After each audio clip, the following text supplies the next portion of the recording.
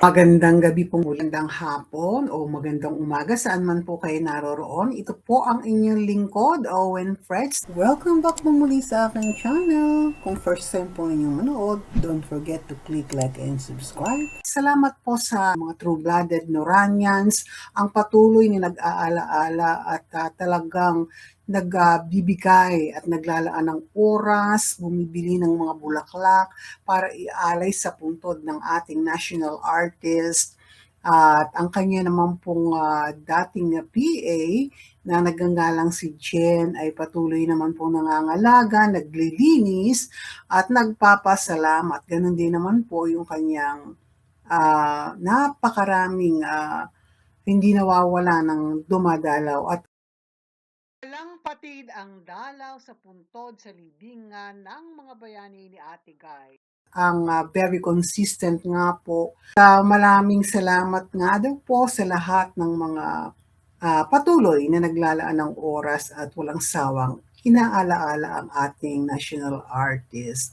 And sa mga nagsasabi po sa inyo, lalo na nga sa team abroad, paano makakabili ng mga t-shirt at ganoon din may mga tote bags na meron pong mga rawan ng ating nag-iisang national artist na si Ate Guy o no other than Miss Nor Honor. Isang taon na nga mula nang lumisan o pumanaw ang ating superstar Nor Honor. At sana po ay nag-wish daw ang lahat sa producer ng pelikulang Ligalig at yung isa pang kontrabida kung saan ay na daw po kahit hindi sa sinihan ay maipalabas ito kagaya ng pinagdadausan ng mga award-giving body sa Folk Arts Theater o sa CCP para daw po ang mga fans na laging nakaabang sa dalawang pelikulang natapos na,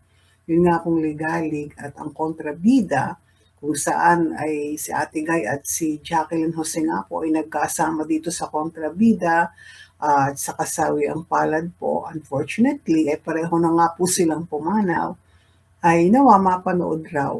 Sana, wish po ito ng maraming true-blooded Noranians pa rin. Yan sa mga nagtatanong naman din po ng tungkol sa mga alam po ninyo sa mga anak ng ating pumanaw na national artist at superstar, hindi maiiwasan yung mga katanungang kagaya nito na sinasabing, binabasa ko lamang po rito, tungkol sa kanilang hindi pagkakasundo.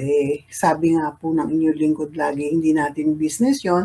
Bagamat meron pong mga sumasagot din na mga true-blooded Noranians na tila bagang nalulungkot. Of course, hindi maiwasan po yun. And bilang sila din naman po ay mga nandoon at nakapaloob pa rin sa showbiz industry, kagaya po ni Ian nga, isa siyang aktor, character actor.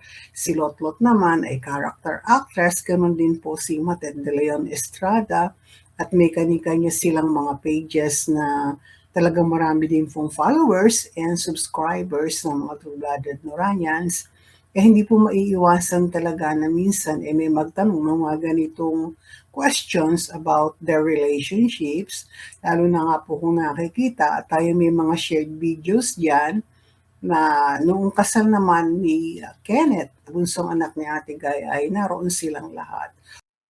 At ito nga po, buwan na ng Hulyo ay hindi pa rin nakikitang magkakasama ang mga anak ni Ate Guy sa isang frame at huli silang nakitang kumpleto nung kasal nga po ni Kenneth at ni Sam at ito ay February pa ngayong taong 2026. Although not in one frame. But then again, it's not our business and sana naman on the part of mga anak ni Ate Guy, although karapatan nila ding mag-express ng kanilang damdamin, emotion, minsan ay nagagalit din sila kung natatalakay ang mga ganitong uri ng mga katanungan at post sa iba't ibang SOCMED na kung saan meron pa rin pong mga platform or sa Facebook fan pages kung saan patuloy pa rin pong nagbibigay ng mga throwback ng mga achievement ni Ate Guy. At ito nga po, patuloy po ang pag-promote ng Nora Honor Enterprise, ang mga produkto gaya nga po ng t-shirts at tote bags. May nagpaalala po sa atin, sa inyong lingkod, sapagkat ito nga po ay mapupunta ang pondo at ang malilikom sa pagpapatayo ng museum ng nag-iisang national artist superstar, Miss Nora Honor. So sa mga nais pong bumili at mag-patronage at tumulong, saan man pong panig ng mundo, and ito ang concern ng iba, lalo na nga po mga true-blooded Noranians, na patuloy na hindi nagsasawa na bumili ng bulaklak at dumalaw sa puntod ng nag-iisang superstar, national artist. At ang naglilinis ay syempre napapagod rin po siya at nangangailangan din siya ng, sabi nga niya nung minsan ay napanood ng inyong lingkod, ay syempre kung nagpupunta siya doon, she needs her pamasahe niya araw-araw, and naintindihan natin ang kanyang katayuan. So, sa mga minsang napagbibintangan pa raw po siya ng kung ano-ano, sapagkat ang kanyang pahina o yung kanyang page ay nagtatampok pa rin ang tungkol sa ating national artist superstar Nora Honor. Siya po ay talagang nagtitiyaga at sana yung yung pagod niya at effort ay makita naman ng marami at wag na sana siyang pag-isipan ng kung ano-ano. At totoo po yan, merong mga naliligaw talaga na negative ang kanilang pag-iisip.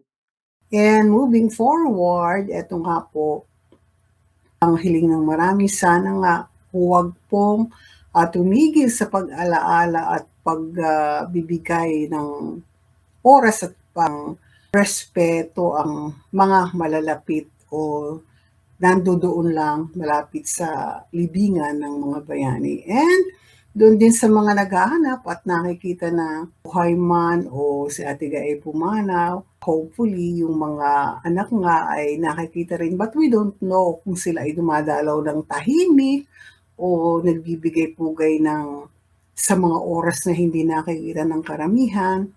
Alam po ninyo, yung iba talaga ay nagmapaghanap at merong mga komento at kanya-kanya naman pong rights. Talagang ang mga true-blooded Noranians ay walang sawa na sumusuporta kay Ate Guy. And with that, gaya po ng sinasabi ko sa inyo, kahit po 10 minutes every day, yung mga concerns po, lalo na ng mga team abroad, ay eto't pinaparating natin. And hopefully, madinig po ng producer ng pelikulang kontrabida, kahit man lang daw po yung kontrabida na inabang-abangan, ay maipalabas. So, yan lamang po. Salamat. Don't forget to click like and subscribe.